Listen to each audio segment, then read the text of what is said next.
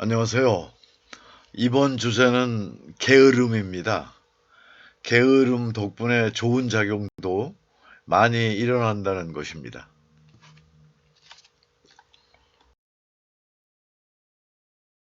사람들 누구나 알고 있는 상식인데요. 부지런해야 하고 게으르면 안 된다는 가르침입니다. 그러니 게으름 피울 때는 뭔가 죄를 짓는 기분이 드는 것도 사실입니다. 제 경우도 마찬가지입니다. 단점이든 장점이든 특별히 감추거나 겸손하려고 노력하는 성격이 아님에도 가족들에게 게으르다고 자랑스럽게 말할 수 있는 건 아니지요. 그런데 게으름 덕분에 얻는 것이 참 많다. 오늘 그 얘기를 좀 해보려고 합니다. 지난 동영상에서도 잠깐 소개했듯이 내 자동차를 소유하며 정비, 세차, 주차 등 유지 관리하는 게 귀찮아 없애버렸지요. 대중교통과 택시, 렌터카 같은 것들을 혼용하며 걷기 생활을 통한 건강관리라든가 주차나 운전의 귀찮음 대신에 생활의 간소함을 추구했다든가 그리고 또 경제적 이득도 게으름 덕분에 얻을 수가 있었습니다. 그런가 하면은 목욕하며 힘들게 때를 미는 것 자체가 귀찮아서 대충 샤워하는 걸로 끝내기를 한 수십 년간 그렇게 해왔는데요. 최근에 피부과 의사들의 어드바이스를 보니까 딱 제가 하는 방식이 정답이라는 걸 뒤늦게 확인할 수 있었습니다. 또한 잦은 이발과 머리 손질 같은 것들이 귀찮아서 남자인 제가 파마를 했는데 뭔가 개성 있어 보인다는 몇몇 평가에 위안을 받고 있기도 합니다. 다 게으름 덕분입니다.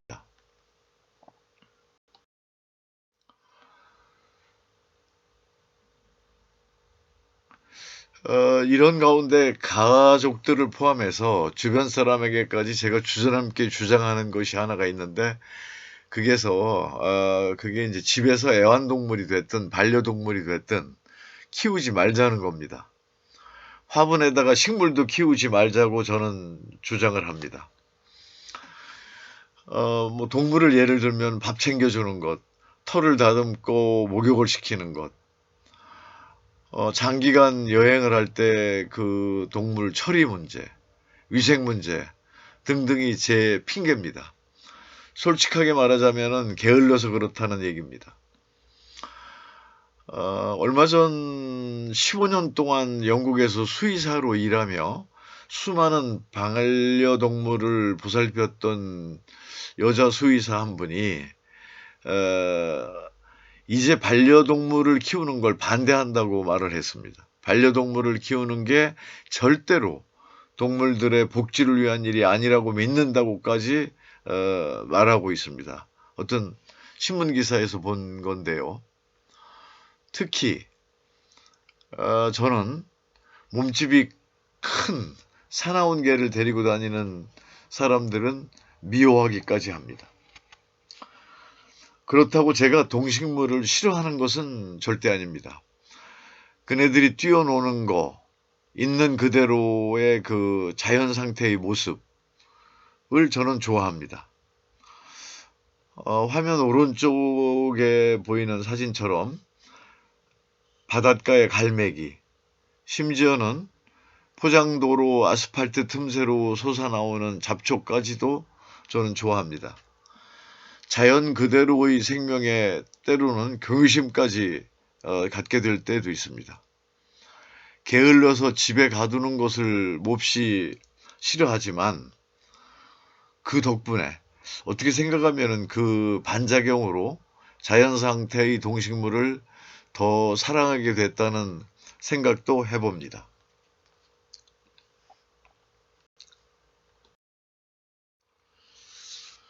이런 엉뚱한 제 주장도 의롭지 않다는 듯이 상식을 깨고 게으름을 변명하는 책들도 많이 있음을 이번 유튜브를 준비하면서 알게 됐습니다. 오른쪽 화면에 책 표지 사진들 한번 봐주십시오. 게으르면 어때서, 게으름 찬양, 게으름 예찬, 게으름은 왜 죄가 되었나 같은 제목의 책도 있네요.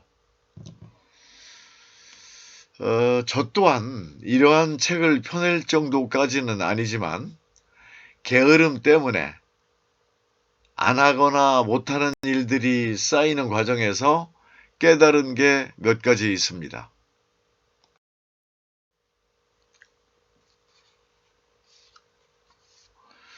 그건 뭐냐면은 내가 좋아하지 않는 일에는 나도 모르게 게을러진다는 사실.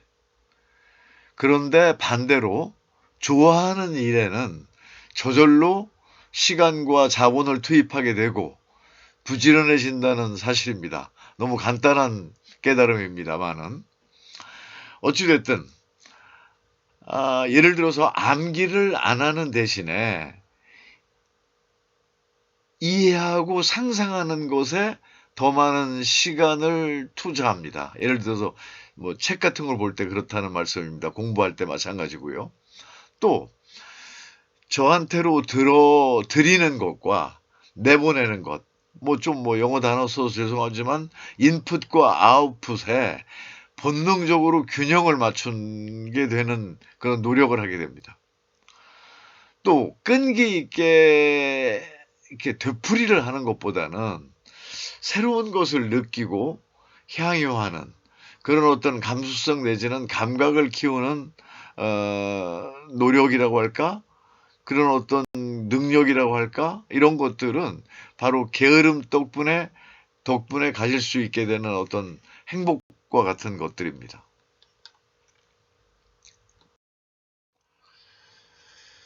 게으름은 또한 짧은 글로 정리하는 어떤 습관이라고 할까? 이런 글쓰기 방식에도 영향을 주고 있습니다.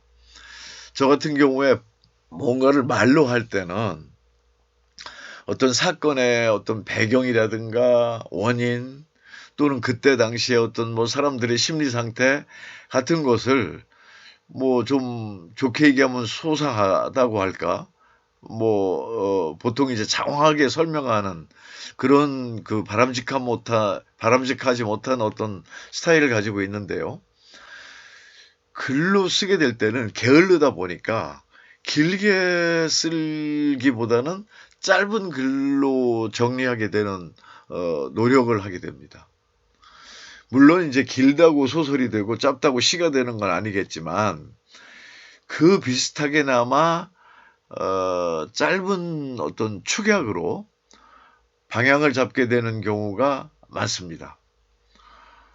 화면의 어떤 사진처럼 이런 게으름 덕분에 수시로 시가 됐든 아니면 사진이 됐든 하다못해 낙서가 되든 뜻밖의 어떤 창작물을 건진다고 할까 만들어내는 어떤 소소한 결실을 거두기도 합니다. 물론 뭐 작품성이 있다는 얘기는 아닙니다. 그건 전혀 별도의 문제이고요. 그러한 노력을 하게 되면서 어떤 신선한 어떤 느낌을 받고 즐거움을 갖게 된다는 이야기입니다. 자, 오늘 여기까지 하겠습니다. 게으름 덕분에 얻을 수 있는 일도 많다. 그런 이야기였습니다. 자, 고맙습니다.